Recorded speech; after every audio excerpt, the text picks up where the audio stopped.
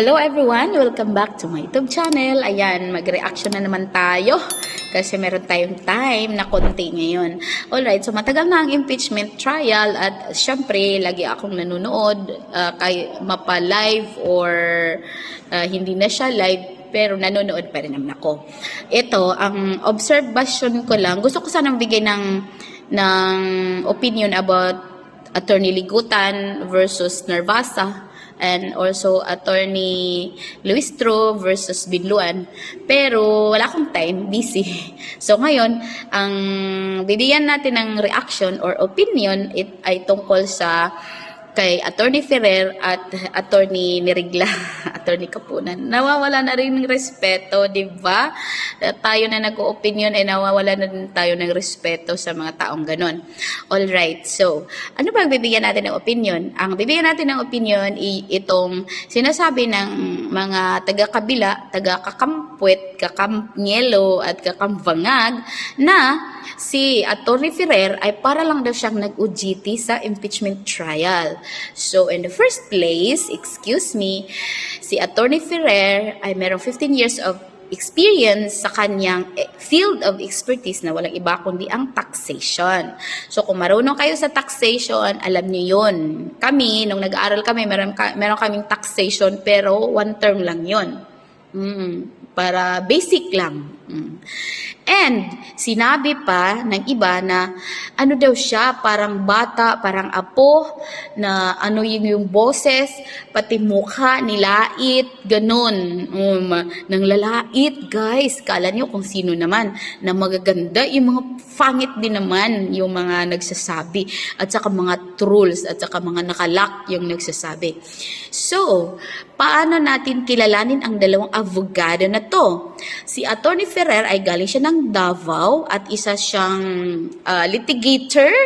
Naglilitigate siya ng mga kaso at isa din siyang professor ng law professor. Bata pa siya, di ba? At ito namang si Attorney Kapunan ay sikat na to kasi minsan na rin siya naging lawyer ng mga artista at ang pinaka-famous na kanyang ipinagtanggol ay walang iba kundi si Janet Napoles, yung tungkol sa pork barrel, ang pork barrel queen. During that time of Revilla, Bobo Marcos, Miriam Defensor Santiago at sa kanila ni Jingo Estrada, yun, kagulo sila. So, inatrasan na yun, it's because alam na hindi siya mananalo. Yun ang kanyang isa sa mga kaso na kanyang hinawakan. At meron pa siyang mga hinawakan at ito naman ay nabilong sa mga pag-aartista. So ito yung isa, James Yap. Kilala niyo naman si James Yap, 'di ba? Siya yung asawa ni Kasakino na sila ay hiwalay na. At meron silang anak na si Bimbi Yap. So, ang kaso is visitation rights. Yun ang kanyang ipinagtanggol. Okay? Next, si Hayden ko naman, yung asawa ni Dr. Vicky Bello na ang kanila is about sa scandal video. Yung kanila ni Katrina Halili ba yun? Basta.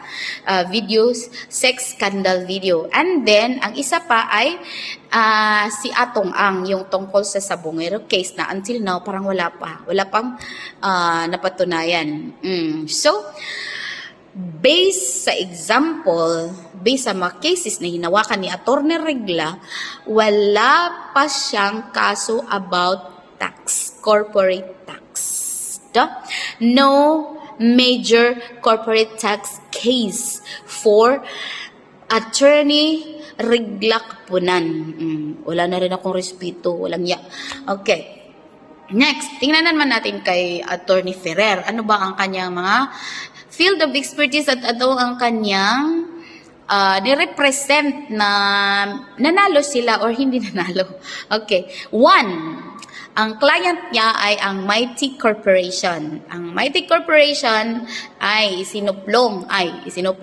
Kinasuhan ng Philippine government at humarap siya ng bankruptcy at jail time and 39 billion pesos na fine. So, di ba? She led the legal team for Mighty where she was able to negotiate the fines down to 25 billion. 39 billion going to 25 billion. Di ba? Ang laki nun. At saka, no jail time. Yun ang kanyang panalo. Panalo pa rin yun. Kasi nga, from 39 billion na babayaran ng Mighty Corporation to the government dahil sa nag-file sila ng bankruptcy, na ano sila, kumbaga, tumubo pa sila kasi 25 lang ang nabayaran. At bininta nila yung company at nagkaroon pa sila ng 45 billion. O di ba, meron tubo silang 30 billion. So panalo yung Mighty Corporation dahil kay attorney Christine Ferrer na sinasabi niyo nag-OJT lang, na sinasabi niyo annoying, na sinasabi niyo na parang bata, na sinasabi niyo boring kayo sa panunod sa kanya. O, di ba? Meron kayo niyan. Okay, next, pangalawa. She was able to successfully demand a refund from the government for her client before the Court of Appeals for the sum of 152.5 million. See?